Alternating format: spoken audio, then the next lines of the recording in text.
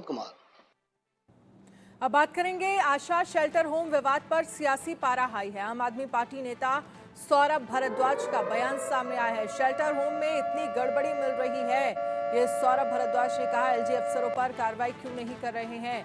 सौरभ भारद्वाज की तरफ से ये कहा गया। आशा किरण के प्रशासक को सस्पेंड क्यों नहीं किया गया? देखिए, आशा किरण वही शेल्टर होम है जिसमें सिर्फ इसी साल 7 महीने के अंदर 27 बच्चों की जान चली गई है। और अब इस पूरे मामले को लेकर सौरभ भारद्वाज जो है वो तमाम सवाल खड़े कर रहे हैं। तो शेल्टर होम में इतनी गड़बड़ियां मिल रही हैं, सौरभ भारद्वाज ने कहा। एलजी अफसरों पर कार्रवाई क्यों नहीं कर रहे हैं?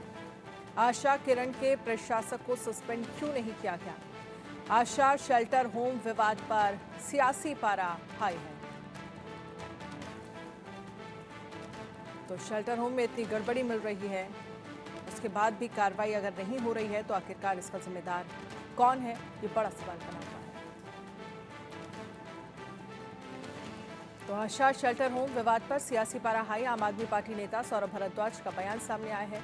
शेल्टर होम में इतनी गड़बड़ियां मिल रही हैं, एलजी अफसरों पर कार्रवाई क्यों नहीं कर रहे हैं? आशा किरण के प्रशासक को सस्पेंड क्यों नहीं किया गया?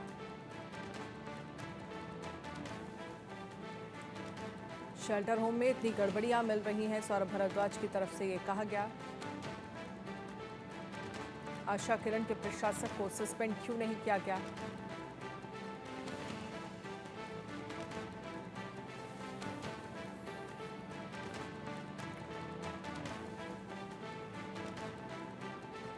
एलजी अफसरों पर कार्रवाई क्यों नहीं कर रहे हैं? और अब खबर है, आशा किरण सेंटर पहुंचे विधानसभा पिटीशन कमेटी के सदस्य कुलदीप कुमार। अखिलेश पति जय भगवान आशा सेंटर पहुंचे। आशा किरण सेंटर पहुंचे दिल्ली विधानसभा पिटीशन कमेटी के सदस्य। आशा किरण सेंटर पहुंचे विधायक कुलदीप कुमार, अखिलेश पति त्रिपाठी, जय भगवान और महेंद्र गोयल।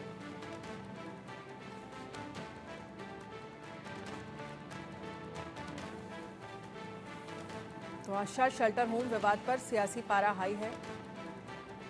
आम आदमी पार्टी नेता सौरभ भारद्वाज का बयान सामने आया है। शेल्टर होम में इतनी गड़बड़ियां मिल रही हैं, एलजी अफसरों पर कार्रवाई क्यों नहीं कर रहे हैं?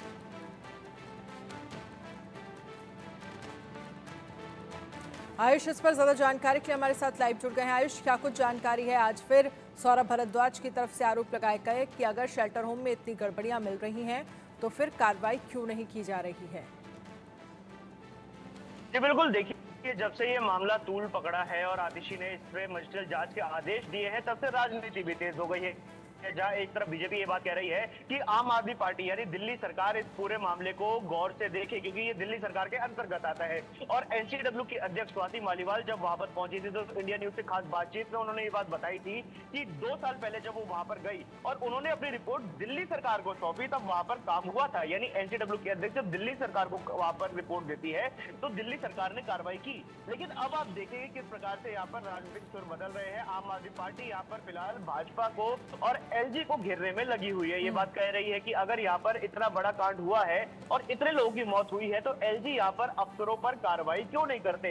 यहाँ पर राजनीति दोनों पार्टी की तरफ से हो रही है। कांग्रेस की महिला विंग भी कल वहां पर पहुंची थी। कुछ स्थानीय लोग वहां पर पहुंचे थे जो कांग्रेस से जुड़े हुए थे और उन्होंने अंदर जाने की कोशिश की थी, लेकिन उनको अंदर एंट्री नहीं मिली। तीनों पार्टी अपने अपने स्तर पर राजनीति कर रही है। लेकिन यहाँ पर बड़ी बात यह है कि जिन लोगों की मृत्यु हुई वो आम लोग नहीं थे, वो मेंटली चैलेंज लोग थे, यानी मानसिक तौर पर कमजोर लोग थे, जिन्हें ज्यादा केयर की जरूरत थी, ज्यादा देखभाल की जरूरत थी। ऐसे में उनके साथ लापरवाही होती है। उन्हें जो पानी दिया जाता है वो पानी बिना फिल्टर के दिया जाता है। उन्होंने जो खाना दिया जाता है उसकी एक्सक्लूसिव फोटो इंडिया न्यूज के पास है और उसमें देखा गया है कि व्हाइट कलर का फंगस उस खाने पर लगा हुआ है। सीएमओ ने जब ऑफ द कैमरा बताया तो उन्होंने ये बात बोली कि जो खाना है वो बहुत बेकार क्वालिटी का खाना दिया गया है, यानी वो खाना खाने लायक नहीं है। जो स्टाफ वहां पर काम कर रहा है, स्वाति मालीवाल ने बताया कि वो जो स्टाफ है वो ट्रेन स्टाफ नहीं है। एनसीडब्ल्यू की अध्यक्ष रेखा शर्मा जब वहां पर पहुंची तो उन्होंने बताया कि जिन लोगों को अंदर उन मरीजों की देखभाल के लिए रखा गया है, असल में वो लोग हैं जो वहां पर ट्रेनिंग कर रहे हैं, यानी जिन मरीजों का उन्हें ख्याल रखना चाहिए था, जिन मरीजों की जान की और तबियत की जिम्मेदारी जिन लोगों के ऊपर थी, असल में तो वो लोग वहां पर ट्रेनिंग कर रहे थे। यानी इसे हम कह सकते हैं, अगर साइंस की भाषा में कहें, guinea pig experiment. Guinea pig experiment क्या होता है कि आप चूहों पर एक्सपेरिमेंट करते हैं इंसान की समस्याओं को लेकर।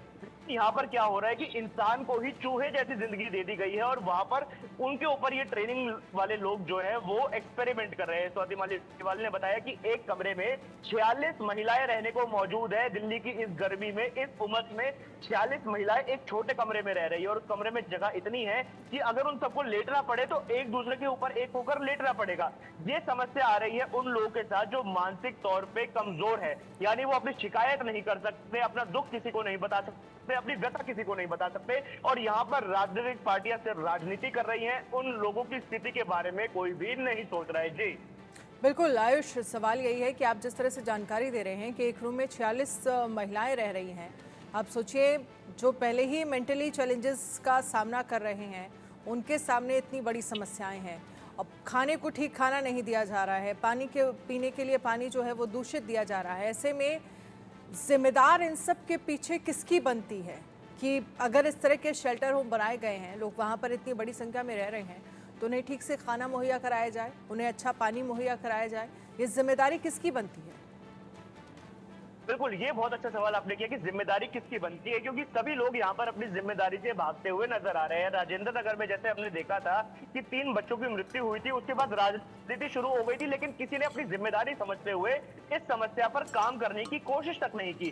वही हमने देखा है इस बार रोहिणी में भी, जब आशा किरण शेल्टर होम में इतने लोगों की मौत हुई, 27 लोग पिछले 7 महीने में मरे हैं और अगले माफ कीजिए, और इस जुलाई के सिर्फ 20 दिनों में ही 13 लोगों की मृत्यु हुई, लेकिन जिम्मेदारी कोई नहीं संभाल रहा है। 2011 में भी ये आशा किरण शेल्टर होम इसी प्रकार से सुर्खियों में आया था, जब यहाँ पर एक के साथ एक रहस्यमयी मौतें होनी शुरू हो गई थी और तब भी आरोप ये लग रहा था कि खराब पानी और खराब खाने की वजह से ही लोगों की मृत्यु हुई है। लेकिन 2011 से 2024 तक सरकारें भी बदली, अथॉरिटीज भी बदली, अधिकारी भी बदले, लेकिन उन लोगों की सुध किसी ने नहीं ली। शायद इसका कारण यह भी हो सकता है कि वो लोग एक प्रखर वोट बैंक बनकर सामने नहीं आते हैं, इसलिए उनकी मौतों का संज्ञान कोई नहीं लेना चाह रहे। अब बात करते हैं जिम्मेदारी की। जब मजिस्ट्रियल इंक्वायरी होगी तो उसमें एक एक चीज देखी जाएगी और एक एक चीज की परत उतार कर देखा जाएगा कि आखिर कौन कौन दोषी है। जो वहां पर डॉक्टर्स काम कर रहे हैं, जो वार्डन काम कर रही है, जो ट्रेनिंग स्टाफ काम कर रहा है, जो अधिकारी वहां पर है, या फिर इस मामले से संबंधित सरकार में जो विभाग है उसके जो मंत्री और उसके जो अधिकारी है, क्या वो लोग इसमें सीधे तौर पर सम्मिलित हैं या फिर ग्राउंड लेवल पर ही कुछ ऐसी धांधलियां हो रही हैं जिसको अभी तक सरकार के सामने